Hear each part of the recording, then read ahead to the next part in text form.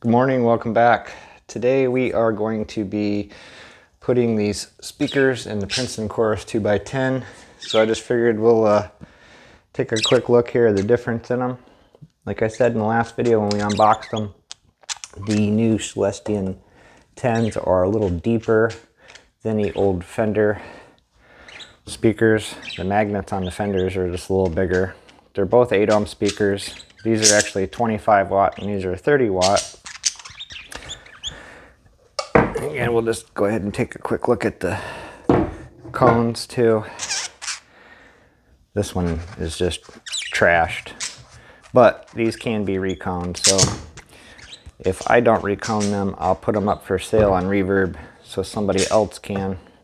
I almost thought about looking for another one to replace this with an original one, but I figured why buy something from 1988 to put in there? There's probably going to be wore out too. So we just went with these new Celestions here and we'll see how these work. I was going to get some expensive greenbacks or creambacks for it, but they're also much higher in wattage. Like I think those were 50 watt.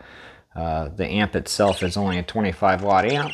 So there's really no point in putting a speaker in there that's not going to really power to its full and maximum capacity and ability. So I just went with these Celestion 1030s. Normally these are about $79 a piece. I think I paid $37 a piece for these. I got a real good deal from Musician's Friend.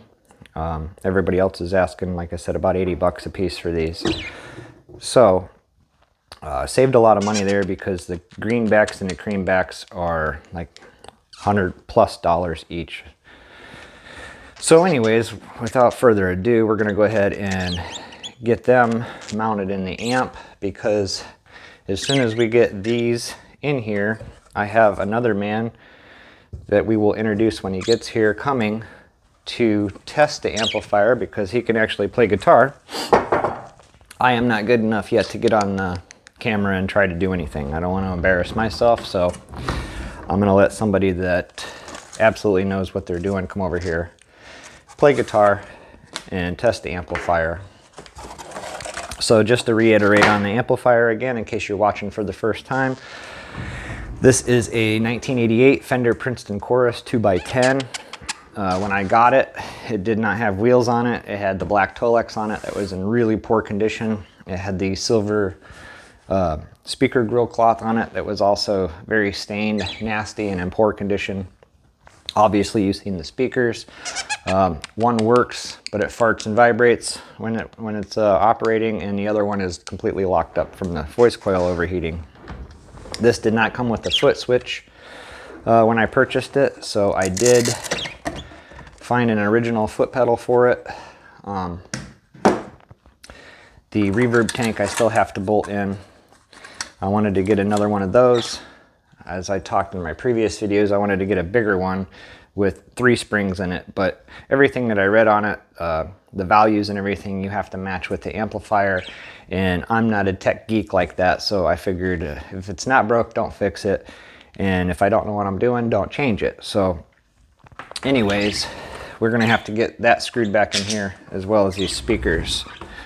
So I'm just gonna, there we go, set this down on its face, and we are going to get these bolted in. I'm gonna have to take a marker, put a little dot by each hole that I need to put the screw through, so I don't end up pushing the surrounding through, because there's only 4 holes here on this side, so if I was to put a screw through here, I'm going to end up screwing that up. So I just need to put a little mark by the ones that we're definitely using so I don't screw this speaker up. I'm going to get these set down in here.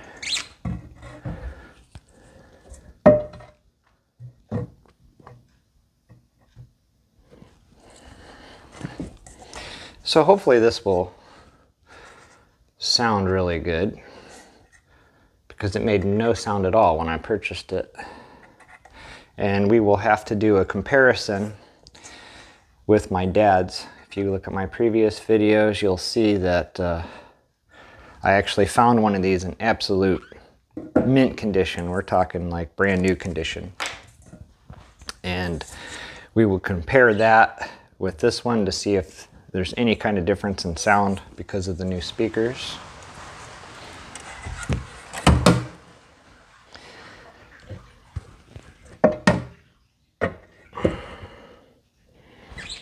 Alright, now I gotta find the screws. Out of this whole project, I only lost 4 screws, and they were the 4 screws for the reverb tank. There's a little eyelet that keeps falling out. Where did that go? Right here. Alright, so here's the old feet. I didn't put those back on because obviously I have the wheels on it now, but these will go with the amp when I sell it, because this will be for sale on Reverb once I'm completely done with it.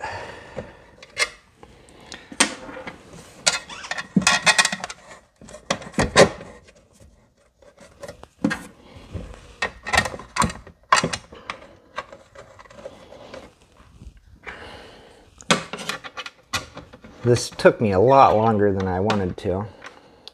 This is just a hobby of mine, so I have to do this kind of stuff on spare time.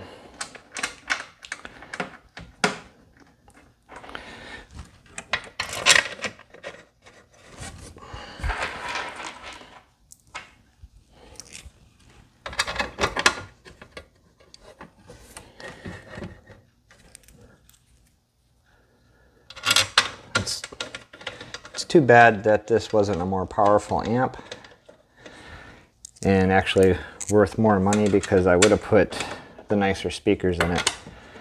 Because with this Tolex that I put on it, I thought the cream backs would have looked really good in it. But looks aren't going to make it sound any better, especially when it's only a 25 watt. I don't know what that would do to the amplifier either, putting a speaker in there that was requiring more power than it could actually put out. And there's the short screwdriver.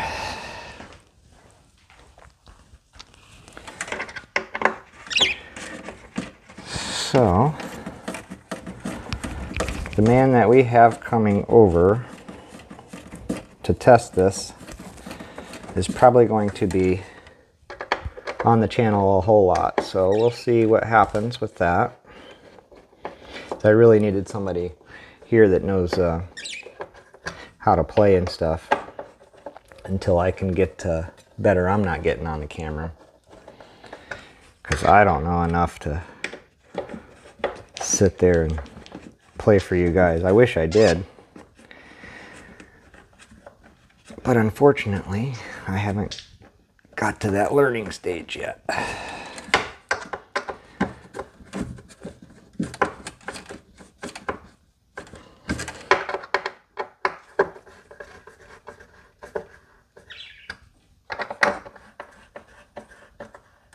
Almost done.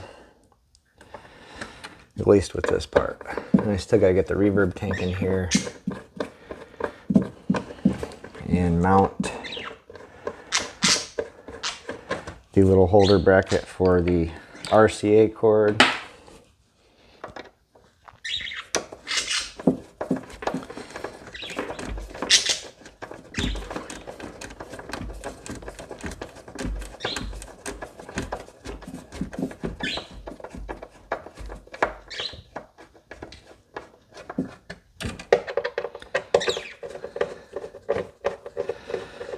So the next project we're going to do is unknown, but it will be with the teal paisley stuff. I think I just pushed the nut cert through. Let's take a look. I'm gonna have to pull it up. Take the grill cloth off. Yep, I pushed the nut cert through, so Let me see if I can get that started without it spinning too much here.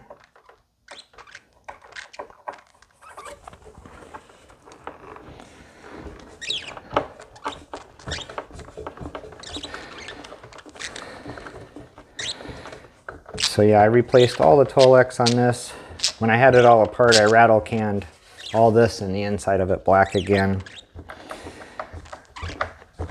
And I did replace the 2 input jacks on this when I had the amplifier out.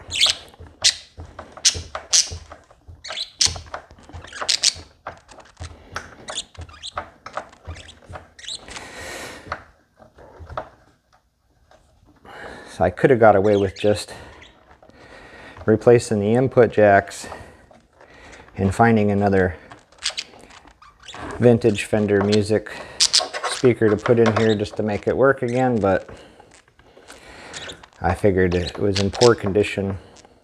This isn't a really high-end expensive amp, so we would just go ahead and see what would happen if we tried to re-Tolex it, and it turned out pretty good. So I'll find another amp here to do the Tolex on again. My dad has a whole pile of them, and I know he's really liking that teal. I'll show you guys that here in a minute. Alright, so that's that. Speakers are in.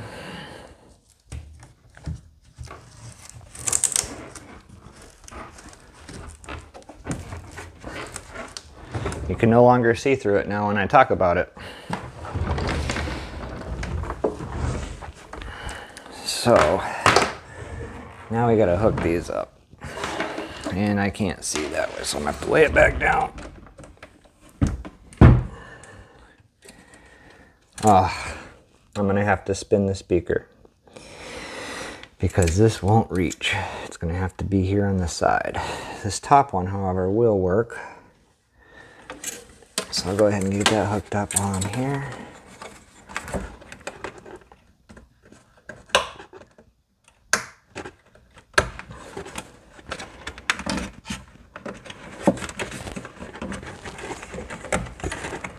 All right.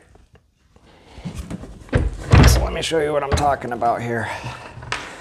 This won't reach to that one, so we're gonna have to put that speaker in sideways so the speaker connector is there. So back on its face again. If I would have thought about it before I started this video, I would have got the screws ready for that, but I forgot about those 4 screws missing. But those are the only 4 screws that I've lost through this whole project. And I don't know how I lost them, because when I took this apart, I put everything in the bag. The only thing I can think of is I set them down on my bench at the shop instead of putting them in the bag, because they're the only 4 screws that didn't come back in here. So, oh well, no harm, no foul. I'll just have to do that and off video, and the next time you see it, we'll be testing it.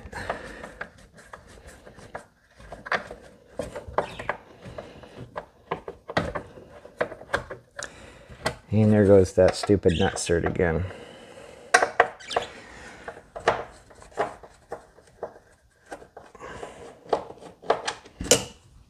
I'll leave that bottom screw in there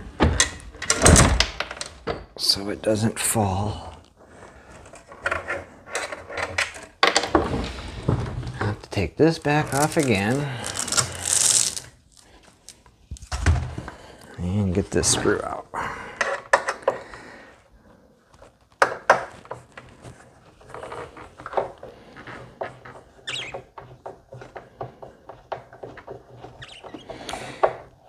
It's too bad I can't get my little impact in here.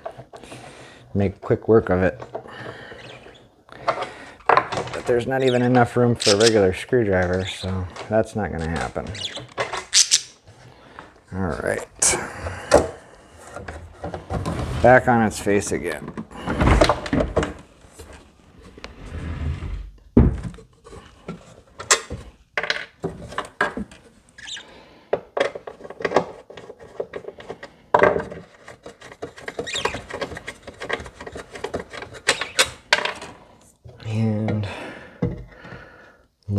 rotation there.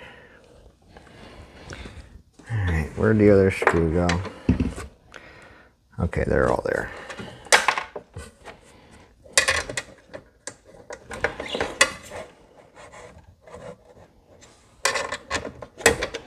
That's kind of disappointing that it can't go in there straight up and down, because the sticker on the speaker's crooked now. I'm just meticulous like that. I'd rather see the stickers the way they're supposed to be when you read them, not crooked. But it's not going to change the way it works. So I guess it is what it is.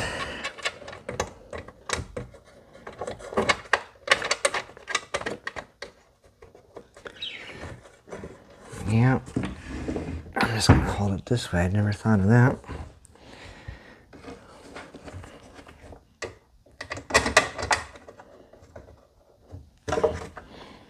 Alright, hopefully this is the last time we got to try to put a speaker in this thing.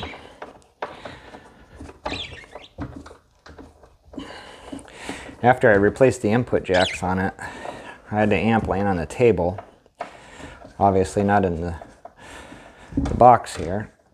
And I tested it with the one known working speaker that was in it. Like I said, it farted and rattled and stuff, so I could tell that it was a turd too. But at least it worked enough for me to test to make sure all my soldering and stuff like that wasn't screwed up. But I wasn't able to test it with two speakers hooked up to it because only one of the two worked. And when I did test it, I only tested the input jacks. So I just plugged the guitar into one, strummed on it, heard the speaker worked. Changed it to input 2, strummed on it, seen that speaker worked, hooked to that other speaker wire, and that's all I could do. So I didn't get to test it with two speakers hooked up either. So hopefully when we get this all done, we don't have any issues.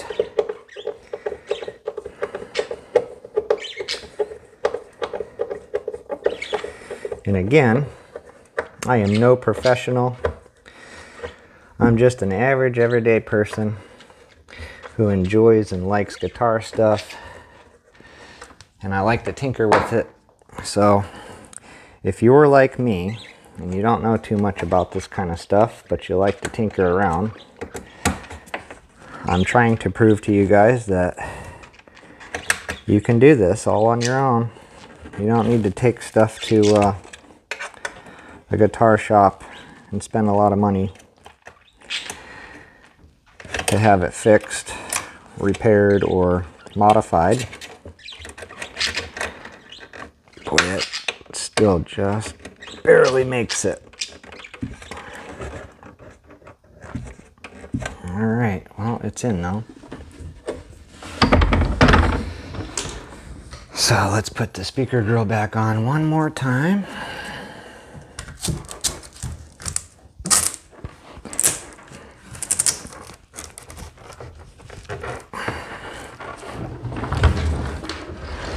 And there they go. So this was still just a smidgen short, but it made it.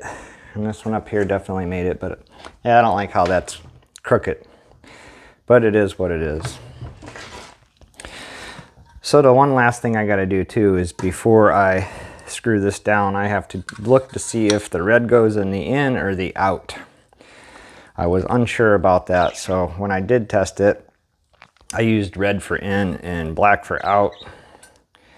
Again, I didn't have any issues, but I want to make sure before I put that back in. And I also want to clean it up a little bit because the top of it looks a little nasty. But it is a vintage amp from 1988. And I did get the original foot pedal for it.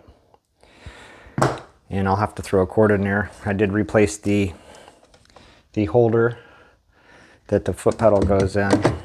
I made that out of some webbing and some Velcro. If you look at my previous videos, you'll see me at the shop retolexing this and sewing that piece up and making it. So we're almost done with this. I'm gonna have to finish this part off camera because, like I said, I didn't foresee missing the screws. I forgot about it, and I have to look to see if red goes in the in or the out, vice versa, black in or out. If you guys know, comment down below. But I did use the OEM Fender input jacks, and they were a real pain in the butt to get out because each one of them had 9 lugs on it to desolder. So it was a real challenge to not screw up that printed circuit board. And I'm really kind of impressed with myself not knowing anything about this stuff. This is the first one that I've ever fixed, so we'll see how it turns out. Again, we're going to have a guy come in here. He's from our church, and he knows how to play guitar real well because he's in our band. He also plays drums and a bunch of other stuff, so you guys will be meeting him soon enough. And we have a project that he wants done too, so we're going to do that here on the show. So you guys stay tuned. Thank you for watching. Don't forget to like and subscribe, and till next time.